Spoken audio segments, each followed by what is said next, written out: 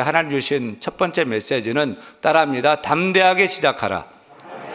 담대하게 시작하라.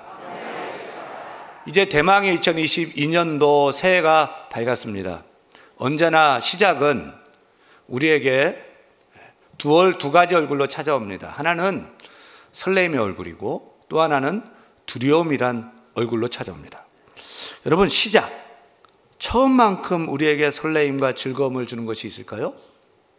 첫눈, 첫 출근, 첫사랑, 첫 데이트, 첫 키스. 수위가 자꾸 올라가는데 여기까지 하겠습니다. 오늘 2022년 새해를 맞아서 첫 주일 예배를 드리는데 설레십니까? 사실 오늘 주일 예배는 지난 주일 예배와 별 다를 게 없어요. 그런데 새해를 맞아서 신년 주일 예배를 드리니까 또 우리 가운데 마음가짐이 다른 것 같습니다. 처음, 시작은 언제나 우리를 심쿵하게 하는 설레임을 줍니다. 우리 자녀가 드디어 초등학교 입학합니다. 설렙니다. 중학교, 고등학교를 새로 배정받아서 새 학교에 갑니다. 대학교에 들어갔어요. 꿈에 그리던 캠퍼스 대학 생활이 시작됩니다. 기대가 됩니다. 어떤 친구를 만날까? 어떤 선생님, 어떤 교수님을 만날까? 또 무엇을 공부하게 될까? 그런 기대, 설렘이 있습니다. 또 대학을 졸업하고 이제 원하고 바라는 직장에 들어가게 됐습니다. 첫 직장입니다. 잠 못 자죠. 설레죠. 시작은 이렇게 우리에게 설레는 얼굴로 맞아주는 것 같습니다. 하지만 시작은 늘 그렇게 설레기만 하는 것은 아닙니다. 또 한편 시작은 우리에게 두려움이라는 어두운 얼굴로 찾아옵니다. 한 번도 가보지 않은 길이고 경험해보지 않은 낯선 일을 해야 되기 때문에 우리 안에 두려움이 생깁니다. 내가 잘할 수 있을까? 사람들이 날 싫어하면 어떡해? 실수하고 실패하는 건 아닐까? 걱정과 두려움이 앞서게 됩니다. 그래서 새롭게 무엇인가를 시작하는 일에 무척 어려워하는 사람이 있습니다. 이것을 두고 소위 스타트 신드롬, 시작병이라고 해요. 시작이 두려운 거예요. 새로운 생활을 시작하는 것이 겁이 나요. 새 학교에 가서 새 친구, 새 선생님, 새 공부하는 것이 설레는 것이 아니라 두려운 거예요. 우리 아이들 건강한데 새 학기만 되면 괜히 배 아프다고 그러고 머리 아프다고 그러고 잠을 못 자고 막 불안해해요. 이를 두고 새 학기 증후군이라고 합니다. 제 조카 하나는 고3일 때 중간고사, 기말고사, 모의고사 중요한 시험을 앞두면 배가 아프다고 설사를 해요. 학교도 못 가고 시험도 못 볼 때도 있었어요. 병원에 갔더니 괜찮다는 거예요. 그게 스트레스 때문에 그렇게 되는 거죠. 제가 군 생활할 때 논산 훈련소로 입소를 해서 이제 훈련병 생활을 시작했습니다. 여러분, 훈련병이 되어 군 생활을 시작할 때 설레임이 클까요? 두려움이 클까요?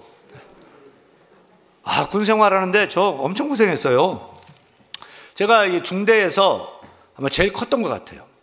군대에서는 큰 사람이 앞에 섭니다. 그래서 맨 중앙에 맨 앞에 섰는데 제가 어리버리해서 그랬는지 날 잡으면 뒤에 애들 다 잡는다고 생각을 했던지 이 앞에선 조교가 중대장에 분대장이 나만 까는 거예요.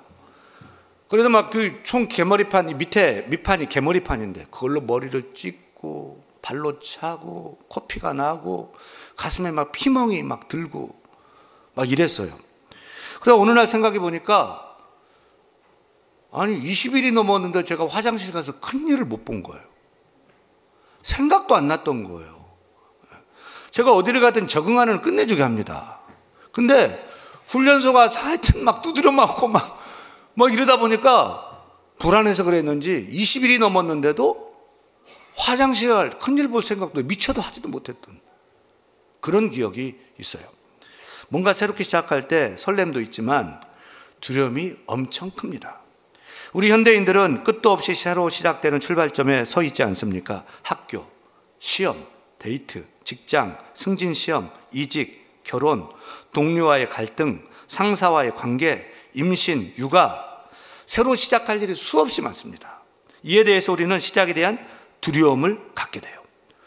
오늘 우리가 2022년도 새해를 시작하면서 두 가지 얼굴을 다 보게 됩니다.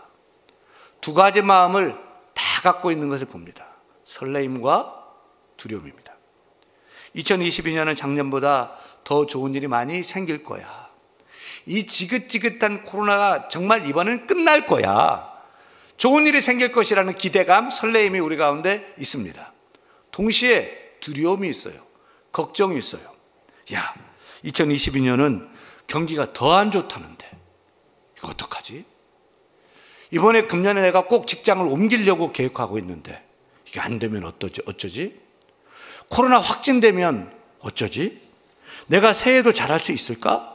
이런 두려운 마음이 설레임과 함께 우리 안에 공존하게 됩니다. 우리 가운데 설레임과 두려움에 대한 마음이 없는 사람은 없을 거예요. 그렇다면 여러분, 설레는 마음이 클 때 시작을 잘할까요? 아니면 두려운 마음이 클 때 시작을 잘할까요?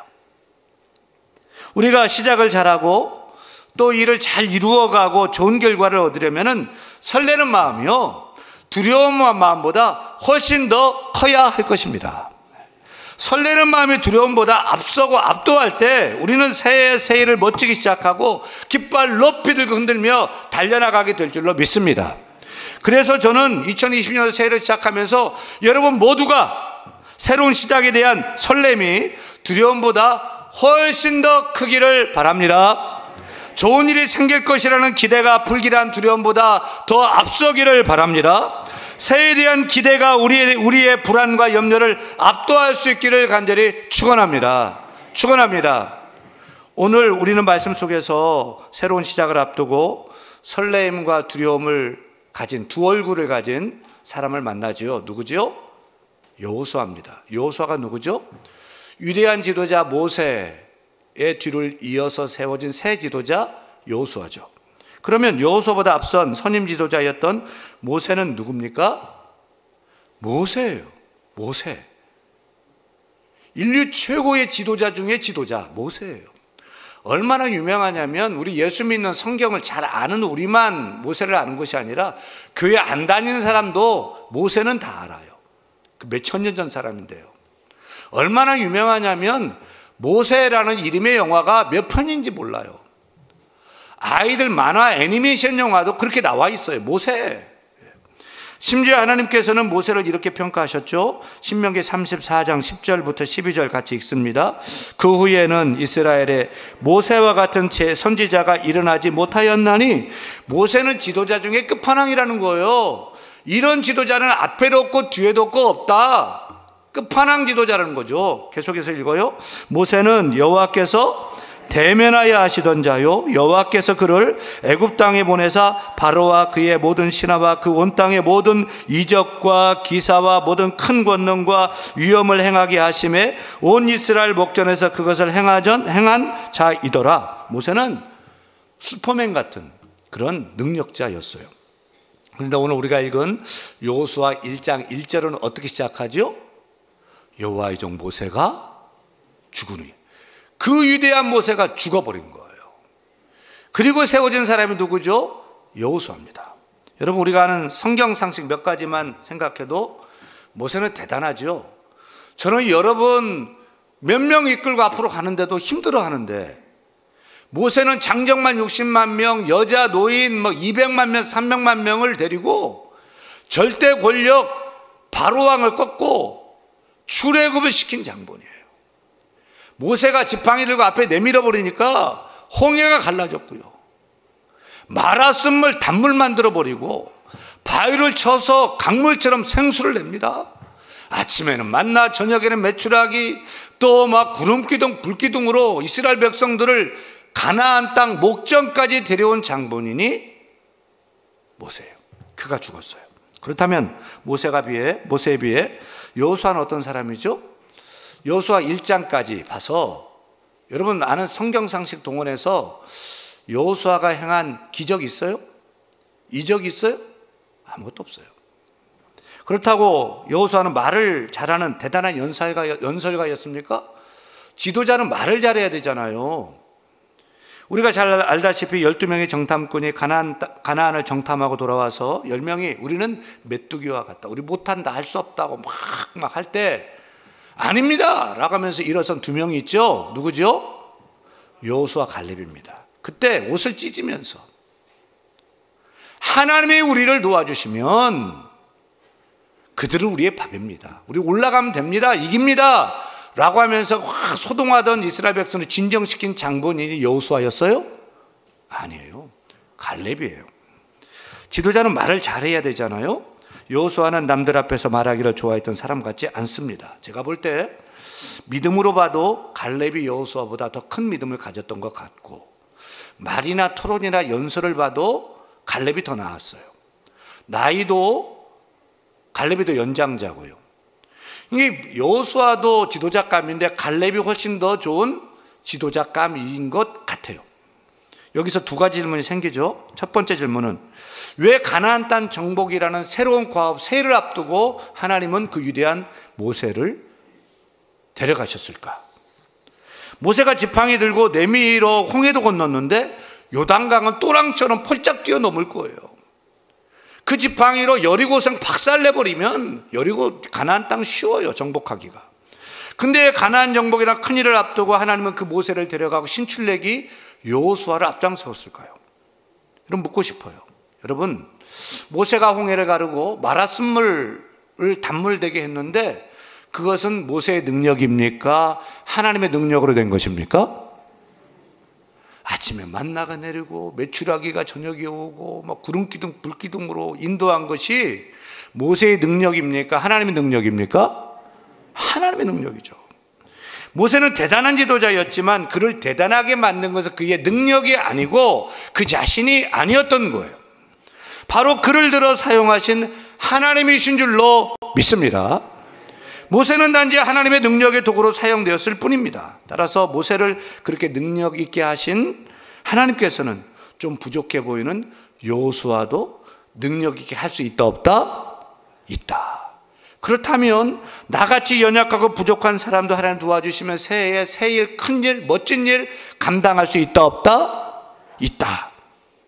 왜 가나안이라는 정복을 앞두고 새로운 과업을 앞두고 모세를 죽게 했을까요? 모세가 중요한 게 아니라는 거예요. 하나님이 하신다는 거예요. 가나안 정복은 모세의 능력이 아니라 하나님의 능력으로 된다는 거예요. 그래서 여호수아를 통해서 그것을 하나님은 보여주고 싶었던 것입니다. 사랑하는 여러분, 우리는 새해를 앞두고 새롭게 계획하고 새롭게 시작할 일을 앞두고 염려하고 두려워하고 있습니다. 그러나 이 모든 일은 내가 하는 것이 아닙니다. 하나님이 하십니다. 내 힘으로 내 능력으로 하는 것도 아닙니다. 하나님이 하십니다. 이 믿음 가지고 힘차게 나아가시기를 축원합니다. 둘째 질문은 왜 갈렙이 아니라 여호수아냐는 거죠. 하지만 곰곰이 여러분 생각해 보세요. 말도 잘하고 제 식견을 볼 때는 믿음도 더 좋은 것 같고 싸움도 이 갈렙이 짱이에요. 85세에 이산지를 내게 주소서 하면서 골리앗 같은 안악 자손이 차지하고 있는 그 땅을 차지한 사람이 갈렙인 거 보면 여호수아만큼 잘 싸웠던 것 같아요. 근데 왜 갈렙이 아니라 여호수아를 차기 지도자로 세웠을까요? 그거야 전적인 인사권자 하나님 맘이죠. 하지만 저는 좀 생각해 봤어요. 왜 그랬을까? 왜 갈렙이 더 좋은 것 같은데 여호수아를 선택했을까? 제가 이 부분을 기도하며 생각해 본 바는 이거예요. 여호수아가 부족했기 때문에. 여호수아가 갈렙보다 더 모자랐기 때문에 하나님은 여호수아를 선택했다. 저는 그렇게 정리했어요. 여러분, 우리 하나님 우리가 좀 달라요. 우리는 뭐 똑똑하고 잘나고 강한 사람 좋아하는데 우리 하나님은 강한 사람보다 약한 사람을 더 좋아하셔요.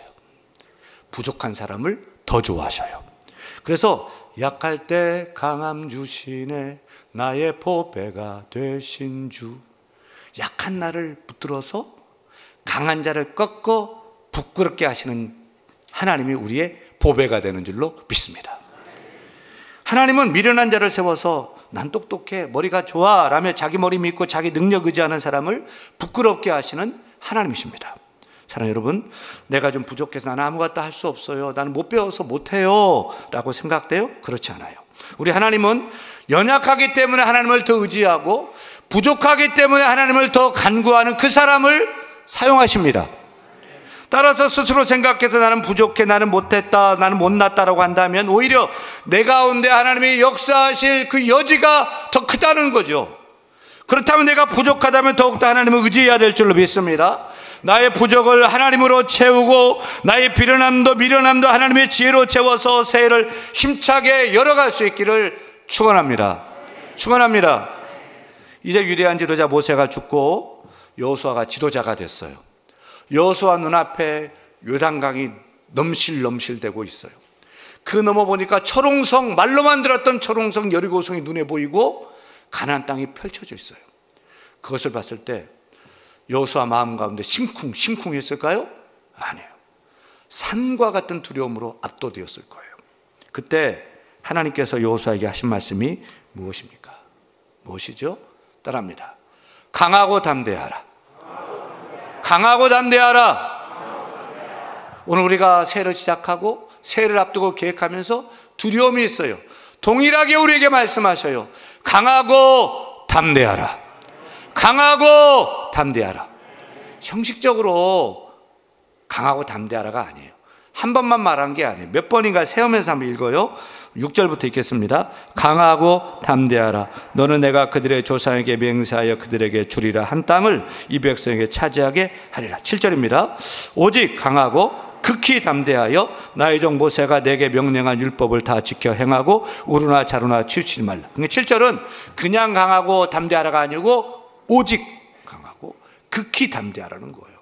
그래도 두려워했던 것 같아요. 9절 또다시 반복해요.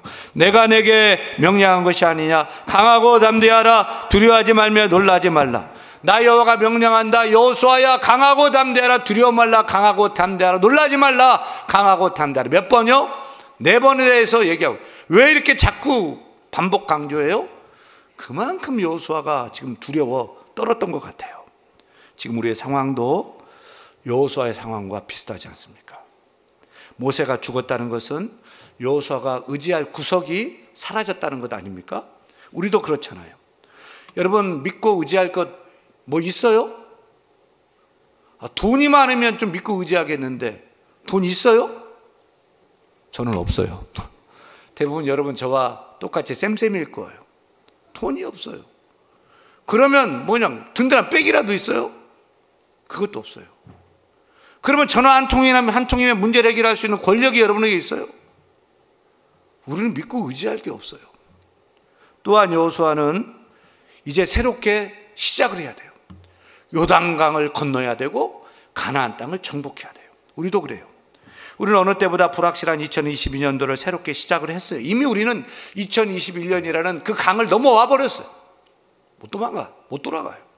근데 골리앗 같은 거인 아낙 자손이 차지하고 있는 가나안 땅처럼 우리 가운데 코로나 팬데믹, 오미크론, 이것이 넘쳐나는 땅에서 우리가 개척해 나가야 되는 거죠. 난공불락 취업의 여리고성, 직장 사업의 여리고성, 관계 여리고성, 질병이 여리고성, 여리고성이 하나가 아니에요. 산 넘어 산이 시리즈로 기다리고 있어요. 설상가상으로 2022년은 경기가 최악일 수 있다고 합니다. 교회야말로 정말 위기지 않습니까? 에클레시아 모여야 교회인데 모일 수 없는 전염병의 상황입니다. 또 이 코로나 통해 이 교회를 교육관을 10층으로 짓겠다고 여러분 제가 그려놓은 거예요. 네, 그린 거예요. 교육관을 10층으로 짓겠다고 선포를 했습니다. 여러분 2022년 새해가 설레이십니까? 두렵고 걱정이 됩니까? 솔직히 저는 걱정이 더 많아요. 두려움이 더 많아요. 이런 우리에게 하나님께서 말씀하셔요. 강하고 담대하라. 강하고 담대하라. 성도여 강하고 담대하라. 영민아 두려워하지 말라. 놀라지 말라. 강하고 담대하라. 그 다음이 중요하죠. 왜 두려워 말고 놀라지 말고 강하고 담대하라고 합니까? 여호와 하나님이 우리와 함께 하시겠다 약속하고 있기 때문입니다. 9절 같이 읽어요. 내가 내게 명령한 것이 아니냐. 강하고 담대하라. 두려워하지 말며 놀라지 말라. 내가 어디로 가든지 내 하나님 여호와가 너와 함께 하느니라 하시니라. 아멘입니까? 어느 시골에 사는 한 할아버지가 은행에 돈을 빌리러 갔어요. 은행 대출 담당 직원이 할아버지에게 물어요. 할아버지, 어디에 쓰시려고 돈을 빌리려고 하셔요? 경운기 한 대 살려고. 그럼 할아버지 담보는 있어요? 담보라는 말이 생소했던 할아버지가 담보? 담보가 뭐야? 저희가 돈을 빌려드리려면 그 정도 값이 되는 그 물건이 있어야 돼요. 혹시 할아버지 자동차 있어요? 나 그런 거 없어. 그럼 가축은 있어요? 말 한 마리. 몇 살이죠? 글쎄, 그놈도 나처럼 이빨이 하나도 없어. 결국 은행 직원은 할아버지의 집을 담보로 잡고 돈을 대출해 줬어요. 추수가 끝나고 할아버지가 다시 은행에 찾아왔어요. 돈 갚으러 왔어? 돈을 갚으러 왔다는 할아버지 말에 은행 직원이 할아버지에게 한마디 건넵니다. 할아버지, 추수 끝났으면 돈 많이 버셨을 텐데요. 돈 어떻게 하실 거예요? 땅에 묻어두려고. 아이, 할아버지, 예금하셔야죠. 예금. 예금? 예금이 뭔데?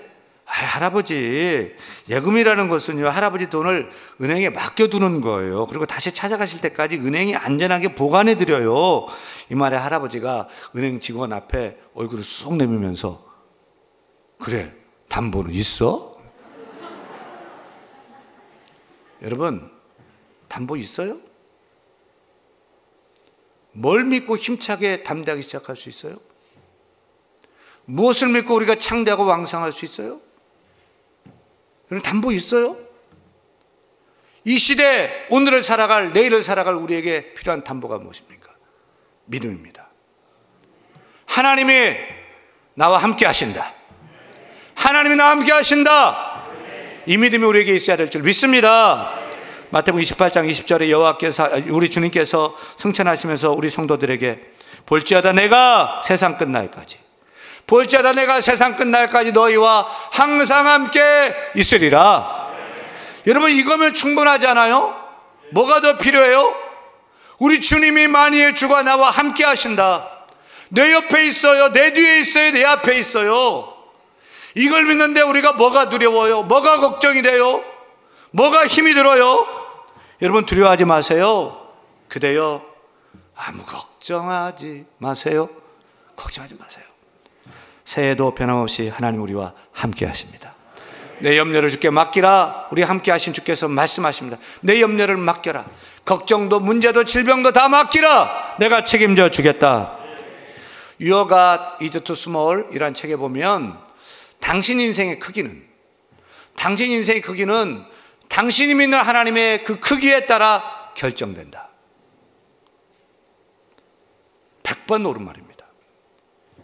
우리 인생은 어떤 환경에서 태어났느냐에 따라 결정되는 게 아니고 어떤 조건이냐에 따라 결정되는 것도 아닙니다.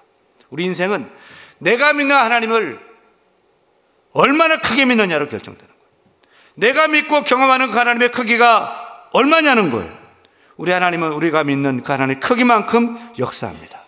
여러분, 여러분이 믿는 하나님의 사이즈는 얼마만 합니까? 오늘 예배하는 그 하나님, 믿는 하나님, 그 하나님은 여러분에게 얼마만한 분입니까? 이 유리컵만 하다면 하나님은 이만큼만 역사할 거예요. 하지만 우리가 하나님 믿는 그 믿음이 바다처럼 크고 높다면요, 산처럼 우람하다면요, 어떨까요? 사랑 여러분, 하나님을 믿는 그 믿음의 크기를 맥시마이즈 하기를 바랍니다. 극대화하기를 바랍니다. 크게 하기를 바랍니다. 바다처럼 넓게, 산처럼 높아지게 올라내가 우리의 믿음이 그렇게 자라 올라야 될 줄로 믿습니다. 두려웠던 여호수아와 함께 하셔서 하나님은 마침내 그 새 과업을 이루어 주셨습니다. 그렇다면 우리도 하나님이 함께 하신다면, 여러분, 두려움이 아니라 설레임으로, 아멘. 염려, 걱정, 불안이 아니라 설레임으로 담대하게 시작해서 마침내 우리의 과업을 다 성취하는 그런 하나님께 영광 돌리는 우리 모두가 되기를 간절히 축원합니다. 축원합니다.